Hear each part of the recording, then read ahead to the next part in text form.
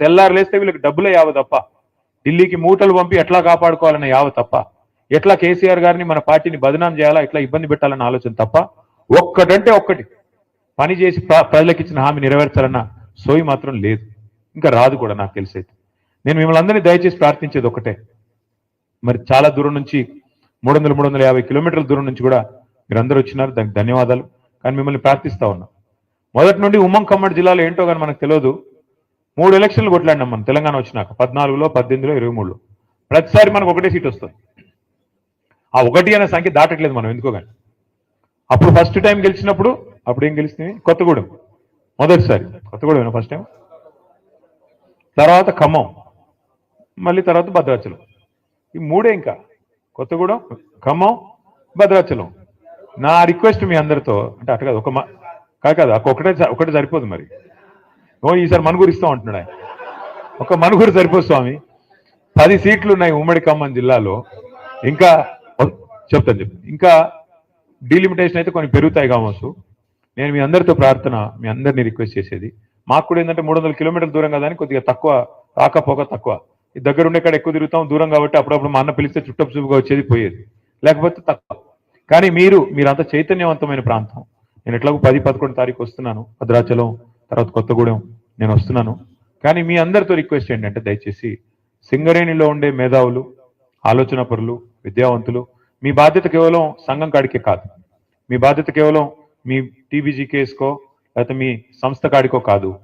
మీ బాధ్యత దయచేసి మీరు భుజాన వేసుకొని పార్టీని రేపటి రోజున ఇల్లందు కావచ్చు, పెనపాక కావచ్చు, కొత్తగూడెం కావచ్చు, ఎక్కడెక్కడైతే మీకు బలగం బంధుత్వాలు లేదా ఫ్రెండ్స్ ఉంటారో అన్ని చోట్ల కూడా దయచేసి మోటివేట్ చేయాల్సిన బాధ్యత, వీళ్ళు చేసిన మోసాన్ని చెప్పాల్సిన బాధ్యత, ముఖ్యంగా బీజేపీ రూపంలో కూడా మనకు వస్తున్న ముప్పు గురించి కూడా చెప్పాల్సిన బాధ్యత కూడా మన మీదనే ఉన్నది.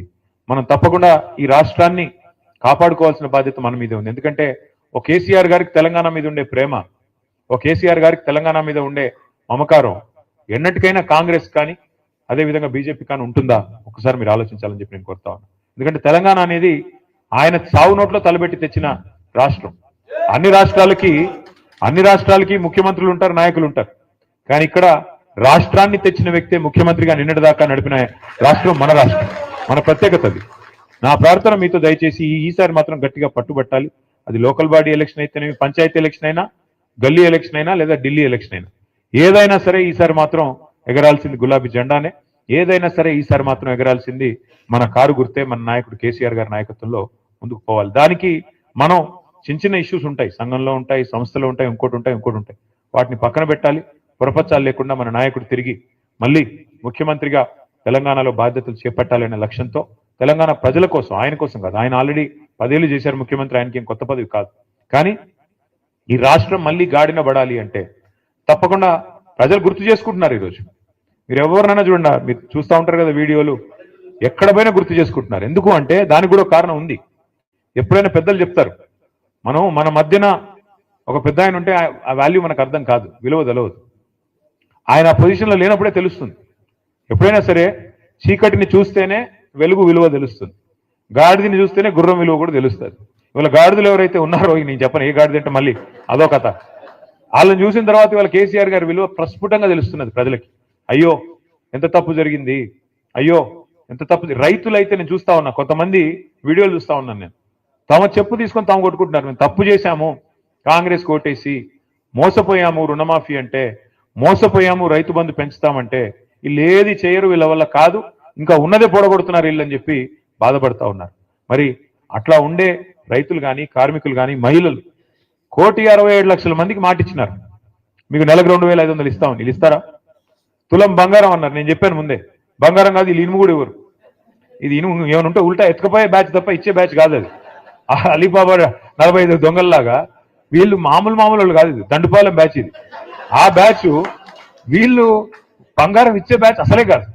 మహిళల్ని కూడా అట్లా బుట్టలు వేసుకున్నారు, వాళ్ళని కూడా మోసం చేశారు. కాబట్టి ఒక్కొక్కరిని మనం చైతన్యవంతులు చేసి ఒక్కొక్క వర్గాన్ని దగ్గర తీసుకొని జాగ్రత్తగా ఒక్కొక్కటిగా ఇంకా మనకు టైం ఉంది, మనకేం తొందర లేదు, మనకేం ఇప్పటికిప్పుడు ఉరుకులు పెట్టాల్సిన అవసరం లేదు, టైం ఉంది. కానీ నిజంగా కూడా గొప్పగా అనిపించింది ప్రభాకర్ రావు గారు చెప్తుంటే, ఒక అధికార పార్టీని వదిలిపెట్టి ఇంకా 3 ఏళ్ళు సమయం ఉండగా లేదు ఆ పార్టీ మాకు వద్దు, మాకు మా మాతృ సంస్థ బీఆర్ఎస్ అంటేనే మమకారం, కేసీఆర్ గారు అంటేనే మమకారం అంటూ 350 కిలోమీటర్ల దూరం మరి దాదాపు ఉదయం 3 గంటలకు లేచి బయలుదేరి వచ్చిన మీ అందరికి కూడా శిరస్సు వంచి హృదయపూర్వకంగా స్వాగతం సుస్వాగతం తెలియజేస్తూ ముందుగా అందరం కూడా కండువాలు కప్పుకుందాం. కానీ కొద్దిగా ఒక పద్ధతిలో ఒకవైపు నుంచి ఒకవైపు పోయేటట్టు కండువాలు కప్పుకుందాం.